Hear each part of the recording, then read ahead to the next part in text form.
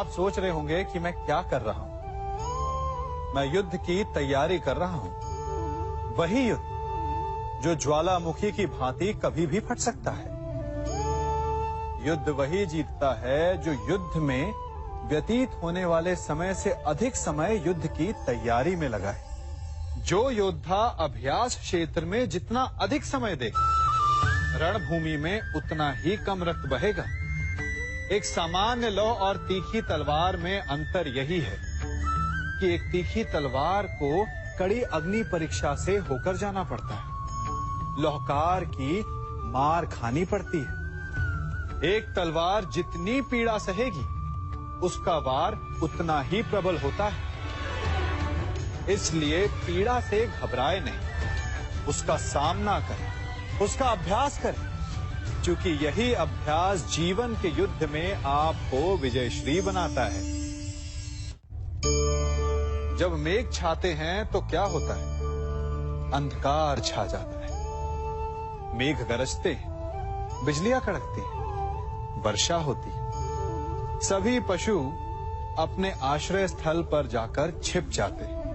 मनुष्य अपने घरों की ओर दौड़ते हैं और सभी पक्षी अपने घोंसलों में जाकर छिप जाते हैं। परंतु एक जीव है जो गरजते मेघों को, कड़कती बिजलियों को, भारी वर्षा को भी हरा देता है। वो जीव है बाज, क्योंकि वो समस्या की जड़ों से ऊपर उड़ता है। वो गरजते मेघों से, कड़कती बिजलियों से, भारी वर्षा से, इन सब से ऊपर। यही अंतर है हारने वालों में और जीतने वालों में। ये युद्ध हार और जीत का नहीं, समस्या और सोच का है। यदि आप अपनी सोच को छोटी रखेंगे तो समस्या बड़ी हो जाएगी, और यदि आप अपनी सोच को बड़ी रखेंगे तो समस्या छोटी हो जाएगी।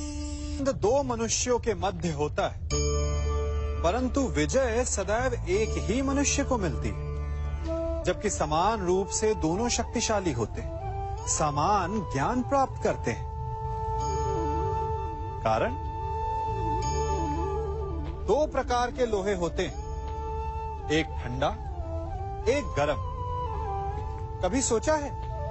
लौहकार लोहे को लोहे से ही काटता है, परंतु सदैव ठंडा लोहा ही गर्म लोहे को काट पाता है। और यही नीति मनुष्यों पर भी लागू होती है।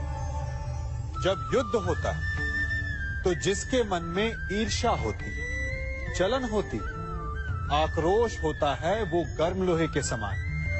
और जिसका मन शांत होता है, जिसका मन संयम से बंधा होता है, वो ठंडे लोहे के समान है।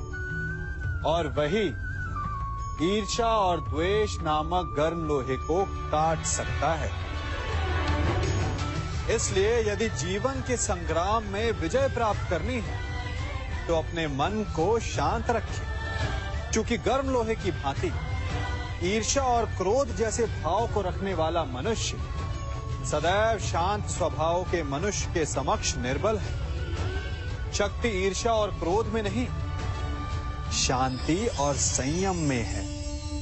सभी बड़े सदा यही कहते आए कि यदि आगे बढ़ना है तो अपनों का साथ दो।